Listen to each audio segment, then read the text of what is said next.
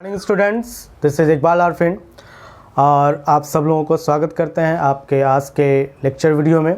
आज का हमारा टॉपिक होगा use of may with structure. जैसा कि हम लोग पिछले वीडियो में मे का प्रयोग पढ़ चुके हैं और किस सेंसेस में किस सिचुएशन में मे का प्रयोग करते हैं ये भी हम लोगों ने पिछले वीडियो में पढ़ा। आज हम लोग जानेंगे डेली यूज़ में आने वाले कुछ ऐसे सेंटेंसेस जिसे हम लोग मे की मदद से, मॉडल वर्ब मे के प्रयोग कर उसकी मदद से वैसे सेंटेंसेस को बड़े आसान तरीके से जो है कि हम लोग ट्रांसलेट कर सकते हैं। तो मैं यहाँ पे कुछ स्ट्रक्चर आपको बता रहा हूँ जिसकी मदद से आप उन सारे वाक्यों को बड़ा आसान तरीके से चेंज कर सकते हैं। लेकिन शुरू करने से पहले आप सब लोगों से रिक्वेस्ट करते हैं कि जो लोग इस वीडियो को फर्स्ट टाइम देख रहे हैं प्लीज़ सब्सक्राइब कर लें और इस वीडियो को लास्ट तक एंड तक देखें ताकि आपका कंसेप्ट पूरी तरह से क्लियर हो जाए। आइए आते हैं टॉपिक पे हम लोग, और आज का हमारा topic use of may with structure. May का प्रयोग स्ट्रक्चर के साथ, यानी ये स्ट्रक्चर जो मैं अभी आपको बोर्ड पे दिखा रहा हूँ ये स्ट्रक्चर आपके वैसे सेंटेंसेस के लिए है जो हम लोग डेली रोज़ाना प्रयोग करते हैं अपने बातचीत में, और वो सेंटेंसेस बड़ा आसान तरीके से इस स्ट्रक्चर के माध्यम से आप ट्रांसलेट कर सकते हैं। चलिए, पहला स्ट्रक्चर हमारा है सब्जेक्ट में plus verb one plus object. इस स्ट्रक्चर का फॉलो कहाँ करेंगे, इस स्ट्रक्चर का प्रयोग कहाँ करेंगे, तो वैसे सेंटेंसेस में जिस सेंटेंस में कर सकता है यानी पढ़ सकता है, लिख सकता है, हंस सकता है, बोल सकता है, आ सकता है, जा सकता है, ऐसे वाक्यों के लिए आप इस तरह के स्ट्रक्चर का प्रयोग करेंगे। जैसा कि मैंने ब्रैकेट में मीनिंग भी साथ ही साथ लिख रखा है ताकि आपको समझने में आसानी हो। आइए सेंटेंस, ये स्ट्रक्चर का जो एक एग्जाम्पल दिया गया है उस पर चर्चा करते हैं।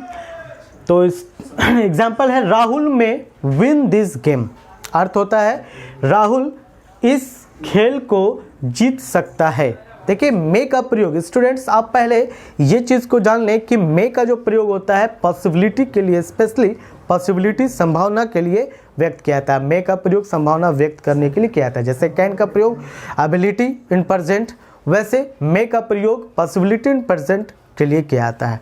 तो आ जाइए यहाँ पे, राहुल में विन दिस गेम, अर्थ ये हुआ कि राहुल इस खेल को जीत सकता है। इसका दूसरा स्ट्रक्चर मैंने लिखा है जो कि फर्स्ट स्ट्रक्चर एक्टिव फॉर्म में होता है, उसका सेकंड स्ट्रक्चर पैसिव फॉर्म में आ गया।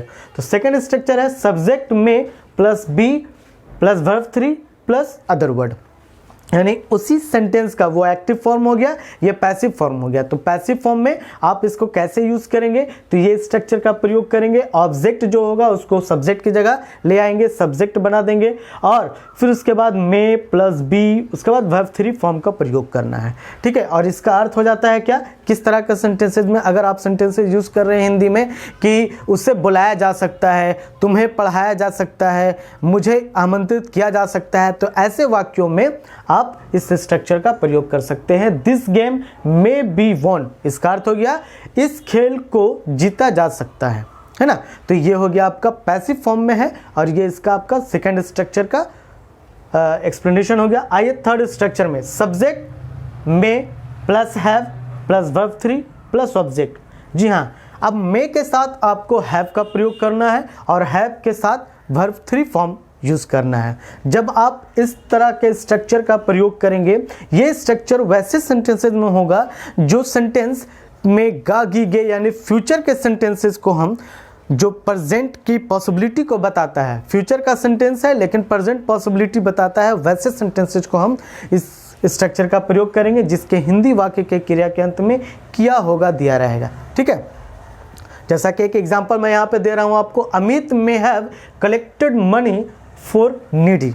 इसका अर्थ हो गया अमित जरूरतमंदों के लिए, नीडी का मतलब होता है जरूरतमंद, जिसको आवश्यकता है, वह आवश्यकता व्यक्ति को, तो जरूरतमंदों के लिए पैसे इकट्ठा किया होगा, ये इसका अर्थ हो गया। अमित जरूरतमंदों के लिए पैसे इकट्ठा किया होगा। और इसी स्ट्रक्चर को इसी स्ट्रक्चर का हम पैसिव फॉर्म में आ जाते हैं। तो पैसिव फॉर्म में सेम स्ट्रक्चर को फॉलो करते हुए सब्जेक्ट को पहले लाना है, यानी आपका जो ऑब्जेक्ट होगा वो सब्जेक्ट की जगह चला आएगा, है ना। पैसिव फॉर्म में वैसे ही होता है, ऑब्जेक्ट सब्जेक्ट की जगह चला आता है। तो आपको यहाँ पे ऑब्जेक्ट को सब्जेक्ट की जगह ले आना है, वो सब्जेक्ट फॉर्म बन जाता है। मे का प्रयोग करना है, मे के बाद हैव का प्रयोग करना है, हैव के बाद बिन लगाना है, बिन के बाद वर्ब 3 का प्रयोग करना है और अदर वर्ड का प्रयोग करना है। तो ये स्ट्रक्चर कहाँ यूज करेंगे, बस उसी सेंटेंसेस में अगर पैसिव फॉर्म आ जाता है, ये कहा जाए कि पैसे जरूरतमंदों के लिए इकट्ठा किया गया होगा, है ना, या फिर पत्र तुम्हें भेजा गया होगा, है ना, उन लोगों को यहाँ बुलाया गया होगा। तो इस तरह के वाक्यों के लिए आप ये स्ट्रक्चर को फॉलो करेंगे, इस स्ट्रक्चर का प्रयोग करेंगे। जैसे कि एग्जाम्पल यहाँ पे money may have been collected for needy, अर्थ हुआ कि मनी यानी पैसा जरूरतमंदों के लिए जमा किया गया होगा, इकट्ठा किया गया होगा।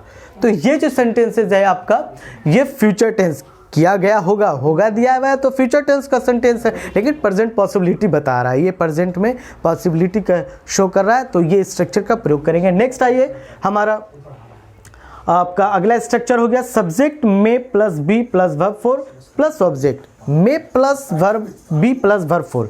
इस स्ट्रक्चर में हम क्या करेंगे स्टूडेंट्स कि आपको ध्यान देना है, जैसा कि मैं आपके पिछले वीडियो में कैन का प्रयोग में, कुड के प्रयोग में मैंने बताया था कि कैन बी प्लस वर्ब 4 का प्रयोग करते हैं, रहा होगा, रही होगी, रहे होंगे के सेंस में।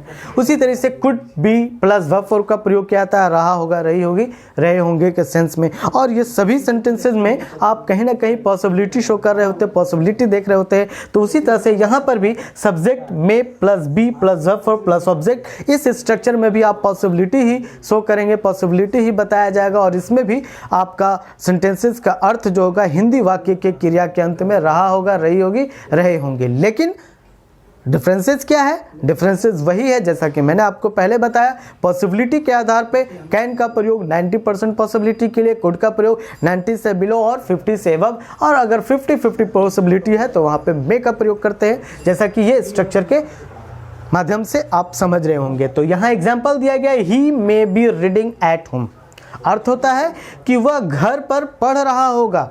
आपने ये अनुमान लगाया कि वह घर पे पढ़ रहा होगा, शायद पढ़ रहा होगा, ना भी पढ़ रहा होगा। तो अगर आपका पॉसिबिलिटी 50-50 में है तो वहाँ पे आप मे बी का प्रयोग करेंगे, है ना।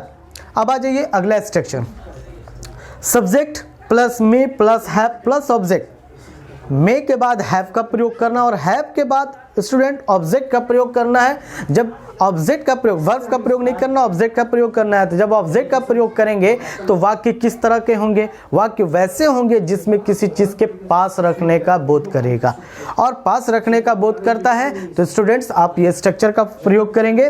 और इसके हिंदी सेंटेंसेस के क्रिया यानी हिंदी वाक्य के क्रिया शब्द के अंत में क्या हो जाएगा, पास हो सकता है। जैसे मेरे पास कलम हो सकता है, उसके पास पैसा हो सकता है ना, तुम्हारे पिताजी के पास एक बैंक अकाउंट हो सकता है। तो इन सारे वाक्यों में आप क्या देख रहे हैं कि पॉसिबिलिटी है, और पॉसिबिलिटी 50% पॉसिबिलिटी है। तो आप यहाँ पे सब्जेक्ट में प्लस हैव प्लस ऑब्जेक्ट का प्रयोग करेंगे। एग्जाम्पल है, दे मे हैव योर एड्रेस, उन लोगों के पास तुम्हारा पता हो सकता है। जी हाँ, ये हमने एक अनुमान लगाया, हो सकता है, नहीं भी हो सकता है। तो यहाँ पे आप मे हैव का प्रयोग करेंगे। और स्टूडेंट सबसे लास्ट स्ट्रक्चर जो हमारा है वो है सब्जेक्ट, और सब्जेक्ट में plus have plus two plus verb 1 plus object. तो इस स्ट्रक्चर में आप क्या देख रहे हैं स्टूडेंट्स कि यहाँ जो स्ट्रक्चर दिया गया है मे हैव, साथ ही साथ 2 + V1 का प्रयोग किया गया है। तो 2 + V1 का जब प्रयोग होगा तो सेंटेंस किस तरह का होगा, हिंदी वाक्य में क्रिया शब्द के अंत में करना पड़ सकता है, इस सेंस में वाक्य होंगे, जैसा कि कैन और कुड के प्रयोग में भी बताया गया है वैसा ही। लेकिन वही चीज़ें 50% पॉसिबिलिटी बताया जाता है कि हाँ करना पड़ सकता है, नहीं भी करना पड़ सकता है। तो ऐसे वाक्यों में तो सब्जेक्ट में plus have plus 2 + verb 1 plus object. और इसके एग्जांपल हैं, I may have to meet them, मुझे उन लोगों से मिलना पड़ सकता है। तो यहाँ पे जो है वाक्य, इस वाक्य से क्या बताया जा रहा है कि मुझे उन लोगों से मिलना पड़ सकता है। ऐसा भी हो सकता है कि मैं उनसे ना मिलूँ, उन मिलने से पहले ही काम मेरा हो जाए। तो जहाँ पॉसिबिलिटी 50-50% में आ जाते हैं, वैसे स्थिति में, वैसे सिचुएशन में आप ये स्ट्रक्चर का फॉलो करेंगे। तो स्टूडेंट्स आज के वीडियो में मैंने बताया मे का प्रयोग स्ट्रक्चर के साथ, जिस स्ट्रक्चर का प्रयोग करके आप रोजाना बोले जाने वाले वाक्यों को बड़ा आसान तरीके से ट्रांसलेट कर सकते हैं, प्रयोग कर सकते हैं और आपकी अंग्रेजी और भी बेहतर हो सकती है। तो आज के वीडियो में इतना ही और फिर मिलते हैं हम लोग नेक्स्ट वीडियो में। तो एक लाइक, शेयर, कमेंट करना बिल्कुल ना भूलें। Thank you.